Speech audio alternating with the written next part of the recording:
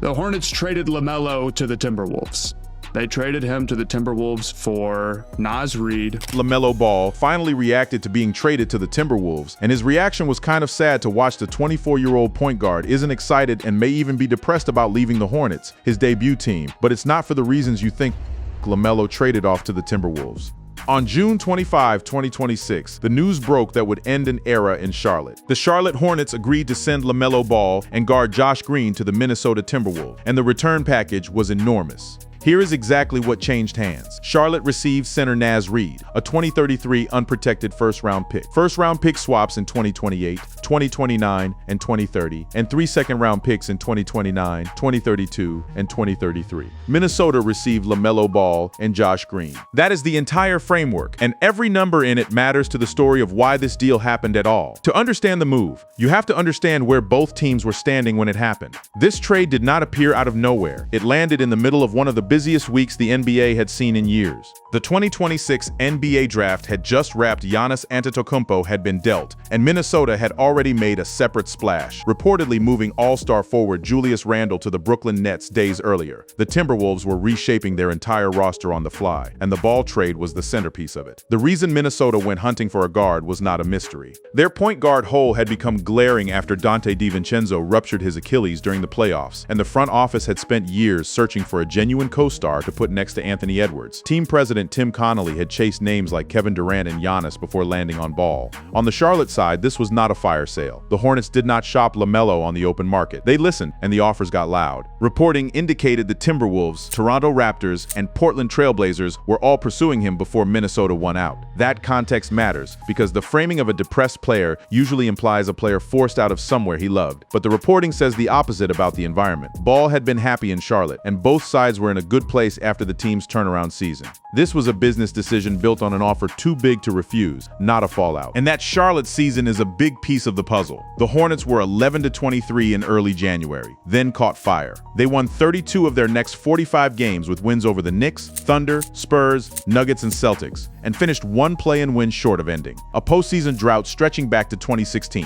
LaMelo was the engine of that run. His individual numbers tell the same story. In 2025-26, he averaged 20.1 points, 7.1 assists, and 4.8 rebounds across 72 games, and that 72-game total is the detail scouts kept circling because it was by far the most he had played since 2021-22. We will come back to why that number carries so much weight. There was also a contract angle. Ball had 3 years left on his deal and was eligible to sign a 2-year, $119.2 million extension on July 6. Minnesota was not renting a player. They were betting long-term money and long-term draft capital on him, and the timing snaps into place once you see the rest of Minnesota's week. This was not one move in a vacuum. It was the finishing piece of a full teardown and rebuild of the supporting cast. In the same stretch, the Wolves reached an agreement to keep guard Ayo Dosunmu in the fold for 4 more seasons, even as they shipped out Randle and, now, Reid. The front office was not tinkering. It was gutting the middle of the roster to clear a runway for a new top of the roster. The Charlotte side of the ledger deserves its own look because it explains why the Hornets said yes to trading a player they were not even shopping for. Beyond Reid and the picks, the deal reportedly sent Charlotte a record $41 million trade exception, handing the front office rare financial flexibility to reshape the roster on their own timeline. Charlotte was coming off a genuinely encouraging year, a Rookie of the Year caliber season from Con Newapel and that 44-win surge. So this was a team choosing to convert a good present into a loaded future, not one waving a white flag. Put the two sides together and the shape of the trade is clear. Minnesota was buying a title window. Charlotte was buying optionality, and at the center of it all sat a 24-year-old backcourt experiment with this move. The Timberwolves now had the number 1 and number 3 picks of the 2020 draft. Edwards and Ball sharing the same starting backcourt with Ball, Edwards, and Jaden McDaniels all locked in on long-term deals. That is a serious, deliberate bet on youth and upside, which makes the depressed framing even stranger. Nobody assembles a core like this around a player they expect to be miserable. So by the time the ink was dry, the framework of the story was set. A 24-year-old former All-Star coming off his healthiest and most productive season, moving from a rebuilding roster to a would-be contender to line up next to another 24-year-old star. That is the factual spine of everything that follows. Now let's get to the part the title is really asking about: the word depressed, and where on earth it came from. Where the depressed story actually comes from, here is the blunt version. The headline, LaMelo reveals he is depressed about getting traded, is not built on a quote. It is built in a vacuum, and a vacuum is exactly where clickbait grows. When you search for the actual source, an interview, a tweet, a press conference, a single sentence from LaMelo himself expressing sadness about this trade, you come up empty. There is no primary source. What exists instead is a swirl of fan emotion, meme culture, and manufactured drama that got laundered into a headline. So let's separate the real emotions in this story from the fake ones, because there genuinely was heartbreak here. It just was not coming from LaMelo. The first and most legitimate source of grief was Charlotte. LaMelo had been the face of that franchise since being drafted 3rd overall in 2020. Losing your franchise player after a season where the team finally looked alive is a gut punch, and Hornets fans felt it. That devastation is real. It is also not the same thing as the player being depressed, and this is where the wires get crossed. The second source of grief was, strangely, on the receiving end. Minnesota did not just gain a star, they lost a legend. Naz Reid had spent 7 seasons in Minnesota and become one of the most beloved figures in franchise history, a cult hero with his own tattoos, his own towel nights, and a fan base that adored him. When the trade dropped, a huge amount of the emotional reaction online was Wolves fans mourning Reid, not anyone mourning for LaMelo. So picture the internet on the day of the trade. Charlotte fans are heartbroken. Minnesota fans are heartbroken about Reid. National analysts are debating the risk. That is a massive cloud of sadness hovering over one transaction. And none of it originated from the player. The headline is about. That is the raw material the depressed narrative was assembled from. Real feelings attached to the wrong person. This is a pattern worth naming, because it happens constantly in the NBA rumor cycle. Fan grief gets projected onto the athlete. A sad fan base becomes a sad LaMelo. A shocking move becomes LaMelo devastated. The emotion is authentic. The attribution is invented. And once one channel runs with an emotional headline, the algorithm rewards the drama, and a dozen more copy it. Then there is the darker corner of this, the outright fabrications. In the wake of the trade, fake reaction videos and doctored clips circulated, putting words in LaMelo's mouth that he never said. Some of it was crude, offensive, and clearly manufactured to farm outrage. None of it is real, none of it is sourced, and none of it belongs anywhere near a factual account of what happened. If a clip of an athlete's reaction cannot be traced to a real interview or a verified account, treat it as fiction until proven otherwise. So when you strip it all down, the depressed claim fails every basic test. There is no interview where he says it. There is no report from ESPN, The Athletic, or Yahoo confirming it. The only sadness on record belongs to 2 fan bases, and the only fabricated content belongs to rage bait accounts. The claim is a headline in search of a quote, and the quote does not exist, which raises the obvious next question. If LaMelo did not say he was sad, what did he actually say? Because he did react on camera, and it was the exact opposite of depression. What LaMelo actually said?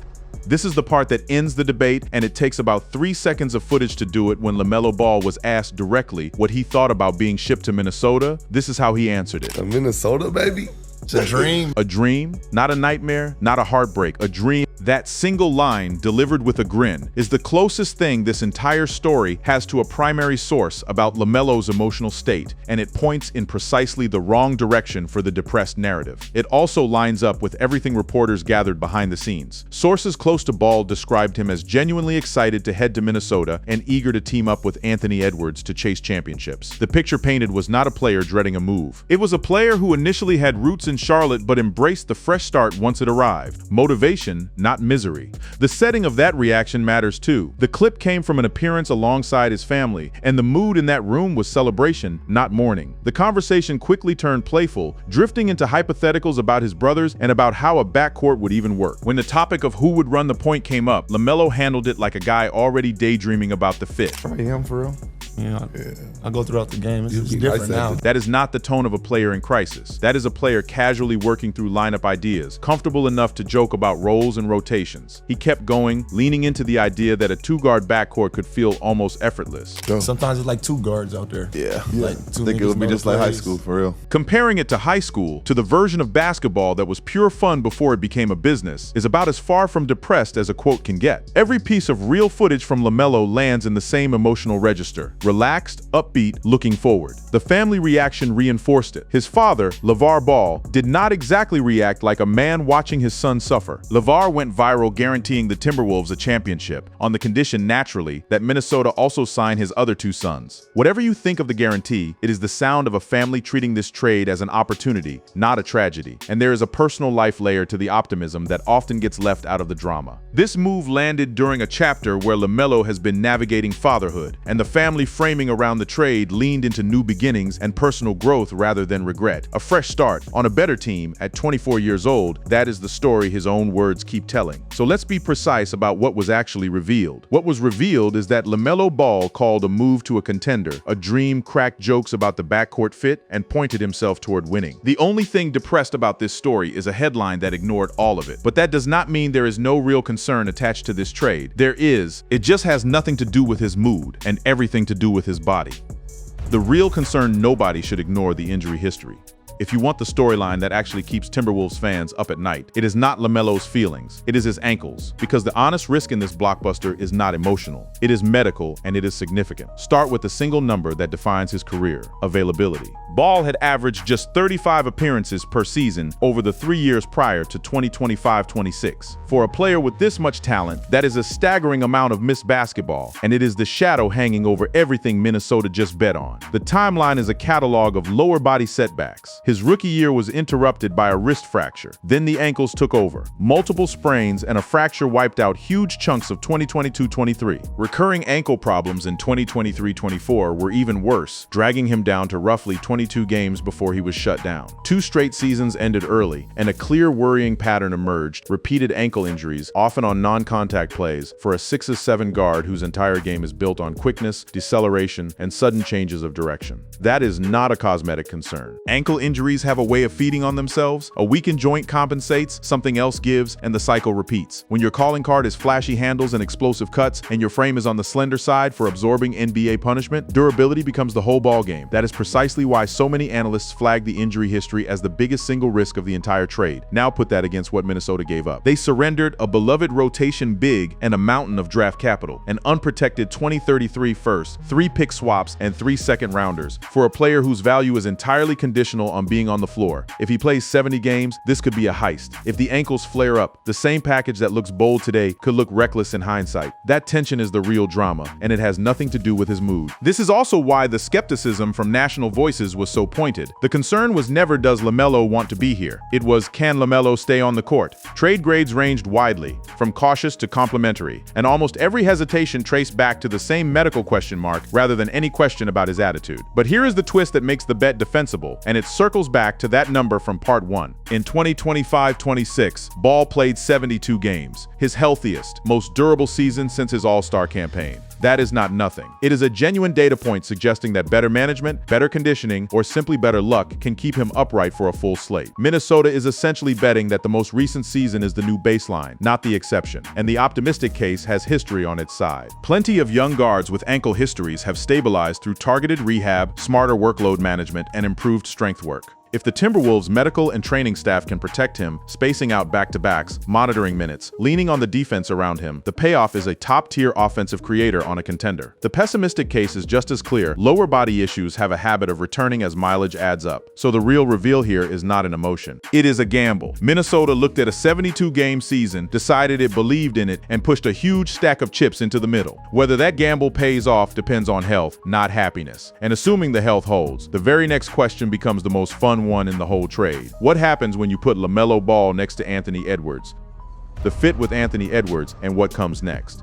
This is the part that made Minnesota pull the trigger despite every red flag. The vision of a backcourt that could become genuinely unfair to defend. It is also the part that carries its own risk, because 2 stars who both love the ball can either multiply each other or trip over each other. The dream scenario is easy to picture. Ball and Edwards give the Timberwolves the number 1 and number 3 picks of the 2020 draft in the same starting backcourt, and on paper the fit is tantalizing. LaMelo is one of the most creative passers in the league. Edwards is a downhill force who just posted the most efficient scoring season of his career. Pair an elite setup man with an elite finisher, and the math starts to look scary for opponents. There is real substance behind the hype. Edwards had been carrying a heavy on-ball load, and adding a true point guard lets him play off the ball and shoot more off the catch. Exactly the kind of looks that tend to lift a scorer's efficiency even higher. LaMelo's gravity and vision could unlock the cleanest offense of Edwards' career, and the transition game between 2 players who love to run could be a nightly highlight reel. But the honest analysis does not stop at the fantasy. supremacy. The obvious hurdle is that both players thrive with the ball in their hands, and there will be an adjustment period as they learn to share it. Chemistry between two ball-dominant stars is never automatic. It takes reps, sacrifice, and a coaching staff willing to sort out who initiates and when. The ceiling is enormous, the road to it is not a straight line. Defense is the other half of the conversation, and it cuts both ways. Neither Ball nor Edwards is going to be mistaken for a stopper, and stacking two guards with defensive question marks is a legitimate worry. The saving grace is the foundation behind them. Rudy Gobert anchors the paint, and Jaden McDaniels is an elite wing defender, which gives the Wolves a real chance to hide the backcourt's weaknesses rather than get torched by them. There is a roster cost to acknowledge too. By moving Naz Reid and Julius Randle in the same offseason, Minnesota was left thin at power forward. With limited financial flexibility to fix it, the team went all in on top-end talent, and in doing so thinned out its depth and its front court.